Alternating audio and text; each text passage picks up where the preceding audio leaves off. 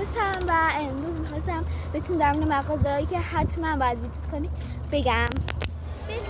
والمارت دقیقا خیلی مثل سوپر استوره، ولی والمارت بزرگتره و شلوغ‌تره و یه کوچولو وسایلاش پروداکتاش گرونتره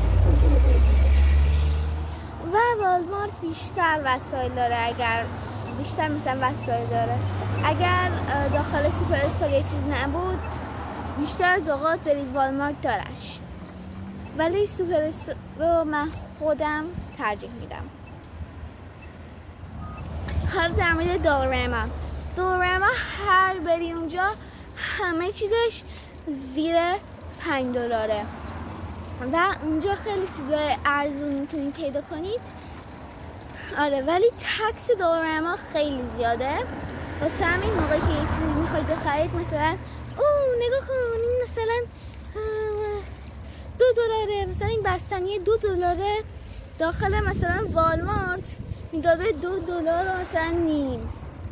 چه سود کردم، چه سود کردم، چقدر خوبه. واو.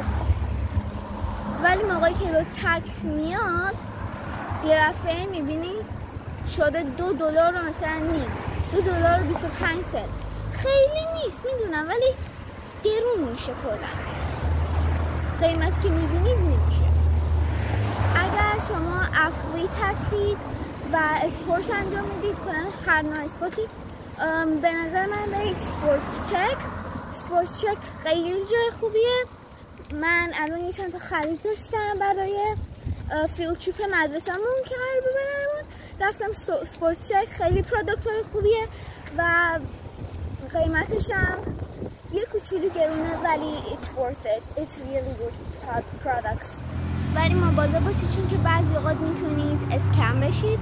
مثلا برید وینرز، مثلا ببینید اون مثلا مایو بدم، مثلا ببینید اون مایو مثلا داخل وینرز $25، داخل سپورت چک $56. خب پرسونالی برای لباس خریدن، برای لباس من پرسونالی فن گپ هستم، وینرز و مارکس. اول گپ رو بگیم. گپ عالیه. مثلا نگاه کن، من الان خودم دارم گپ میپوشم. گپ خیلی وسایلش خوبه، قیمتش هم خوبه و اگر شما بچه باشید و از لباس‌های بزرگ سالن بخرید بهتون دیسکانت میدن و تکس فری میشه. بعد حالا دیگه بریم سمت مارکس جنسه، لباساشون بهتون بگم پرفکته، ولی مثلا برای کیدز زیاد چیزی نداره. مارکس برای کیدز اصلا هیچی نداره، ولی اگر شما مثلا بزرگ سال باشید که مثلا یه بچه هستید که سایز بزرگونه میپوشه، خیلی جاش خوبه و اونجا اسیستون میکنن، خیلی خوب اسیستون میکنن و برنده لباسش خوبه، به زودی خراب نمیشه، خیلی طولانی براتون میمونه و خوب میتونید ازش استفاده کنید. حالا بریم سمت وینرز. یادتون میاد در مورد سپورت چک داشتم حرف میزدم. حالا واقعیت امروز خودم دوباره میخواستم یه چیزی اسپورت چک رفته بودم، بعد یه چیزی هم بود داشتم کلا دنبالش میگشتم، بعد دیدم اونجا $50 بود. گفتم اوکی $50. بعد رفتم وینرز، بعد چک کردم دیدم $20. گفتم واو چرا قیمتش کم شد، $30 دیسکانت. وینرز هم تکس فریه برای کیدز. آره وینرز مثلا لباس، فقط لباسه.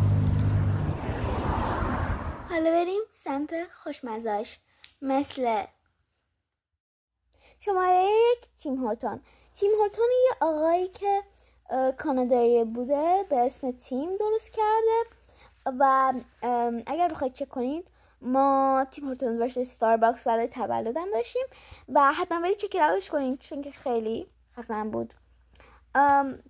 تیم هورتون من هنوز هیوج فنشم، اگر شما دیدید ویدیو قبلیو در مورد تیم هورتون ورسس استارباکس، میدونم چیکار کردم، خیلی هارت بریکینگ بود، ولی عاشقم تیم هورتونم، خیلی چیزای خوبی داره. تیم هورتون برید حتما، تیم بیتای معروفشون رو بخورید، اینا خیلی خوبن. اگه نمیدونید که بخرید یا نه، مثلا بگید من تا بار اینو نخوردم، you're scared to try something new، میتونید پک 10 رو بگیرید که 10 تا دونه توشه و یه چند تا تیم دارن.